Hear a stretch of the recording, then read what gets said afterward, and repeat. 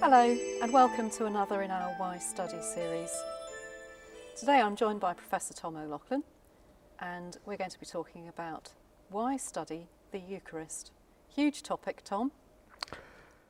Yes, and also it's an ironic topic, and I think that's one of the reasons why it's interesting to study it. Because no matter what type of Christian you meet, any make or shape, they will all know the Eucharist under some name, and they will all give it a higher or lower importance in their religious lives. And when you start talking to them about the Eucharist, they will usually tell you that it's terribly important and that it unites them to one another and it unites them to Jesus, and with Jesus it unites them to the Father. And so they will tell you one of the things the Eucharist is important about is unity. And yet, and here's the irony, there is probably nothing that Christians fight about more bitterly or more frequently or more consistently, and they've done this not only for the last 500 years, but indeed for the last 1,000 years. So the Eucharist is terribly important for knowing what Christians believe today, and each Christian group would want to have, well, most Christian groups would want to have a very elaborate theology of the Eucharist and would invest a vast amount of energy in having the right theology, having the right celebrations, and indeed patrolling the border so that no one has the wrong ideas, or if they have, they're immediately... And also that the wrong people aren't there. And indeed patrolling the event so that the wrong people aren't there. Yeah. And yet, for something that's so important to them, so if you want to know what they're thinking today, look at the Eucharist and you will see an awful lot of the rest of their theology, how they imagine the church, how they imagine the link with Jesus, how they imagine the purpose of liturgy and worship. Is it primarily there as a religious service, or is it the act of thanking and praising the Father? It's also interesting because it then forms a way by which you can compare Christian groups. Here is something that they are both interested in. They will both look back to the same original documents. Nearly all of them have adopted from the early church the idea that the paradigm of the Eucharist is the Last Supper, which is a very specifically Lucan take on the final supper, but they look back to the Last Supper and they will then say it's a memorial, a reenactment, a recollection, a participation in. But all these different ways of looking at the Eucharist allows us to compare the different groups. So it's very hard, for instance, to compare an evangelical in the West with, say, an East Syrian Christian. Externally, they don't look alike at all, but one of the things you can compare them on is how they view, celebrate, and what they believe about the Eucharist. So if you have two groups, this is a way you can learn about not only what makes them distinctive to themselves, but what makes them different from one another. And that's a valuable thing. The other interesting thing is that there are disputes about the Eucharist for the last 1,000 years. So we can compare theologies over time. We can see how ideas began in one generation and can almost move round to the complete opposite view, but they do so in a series of steps over time. And even before the first Eucharistic controversies, and the first Eucharistic controversy is between the Greeks and the Latins. The Latins began for a variety of complex and not too salutary reasons. They began using unleavened bread. It didn't go off. It was cheaper. It was easier to use. So not the best day in the history of the Latin Church. But when the Greeks saw this, they said, hey, the loaf, azims, unleavened bread is is the symbol of bitterness, it's the symbol of sadness, it's the symbol of haste and rush, and it reminds people of the time in Egypt. The loaf of the Eucharist is to be round, white, live, and meaning it's to be leavened, and it's to be whole. So they said, ye Westerners, you're doing it wrong. And so that's the first time that there's a real major break between East and West. But even before that break, you have a series of Western theologians preaching on the Eucharist. You have a series of Eastern theologians preaching on the Eucharist.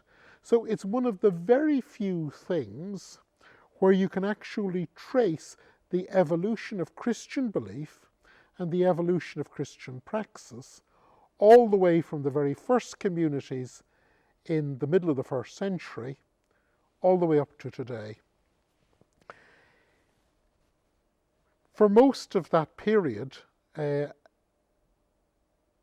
people, each of the groups have just blandly said what was done by Jesus at the Last Supper, what was done then by the apostles, and what we're doing today is in absolute continuity. And they haven't, the Eucharist has attracted an incredible level of anachronism. So what historically has happened is that Christians have taken their own praxis and belief and then have projected it backwards, and they've found it all the way back. So there's a curious task for the theologian. The theologian has to unpack that anachronism and see the Eucharist as the process not of one line of development, but the process that has produced umpteen different practices and umpteen different theologies. And being able to see how they have branched off and evolved from one another allows one to use a single theme which can anchor the whole of Christian history as a theological phenomenon. And secondly, because the Eucharist is such a common element, even if so differently understood, by studying it, you can actually help Christians today, instead of it being the thing which most divides them, but the thing which actually lets them see, oh, that's how we ended up where we are. And so to own one's history is to cease to be a slave to one's history. So if you can once, of course there's the pain threshold, you have to get to the pain threshold of just assuming that what Jesus did and what we did is perfect and everyone else has got it wrong. But once you've gone through that pain threshold, studying the differences is actually allowing people to own their history, not be owned by their history, and then actually to talk more easily and more creatively about the unity that they profess this activity of the Eucharist is so about. It's certainly one of the most fertile topics, isn't it, for understanding the histories of the different denominations, because it seems to me that no aspect of Christian practice is as diverse. You know, I'm imagining a traditional Scottish Presbyterian habit of people gathering around a table in the centre of the church at one extreme, and, I don't know, a Syrian Orthodox liturgy at another. As it would be, for somebody who had no experience of Christianity at all, it would be very difficult to reconcile these two expressions as essentially the same. Well, the two extremes I would take would be for instance, an almost eschewing of ritual in the Scottish Presbyterian context around a table, and something that would happen maybe only once or twice a year. Yes. With something like the Armenian liturgy, which goes on for many hours, or the even more exotic to westernized liturgy of the Eucharist in Ethiopia. And yet, anyone from the outside wouldn't even realize they were doing the same thing, and those groups mightn't even be able to recognize what the other was doing.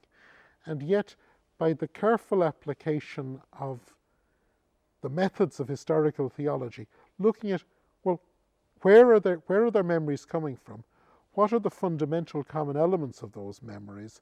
You can actually see how, despite all the overlay of difference, there are certain fundamental elements that are present in Ethiopia, Armenia, the west coast of Scotland, and in discovering those, you have actually performed the ultimate task of historical theology, which is to understand the present in terms of the fullness of the past. Well, thank you very much, Tom, for opening up a vast topic to us in a very effective and thought-provoking manner. Thank you. Thanks, Francis.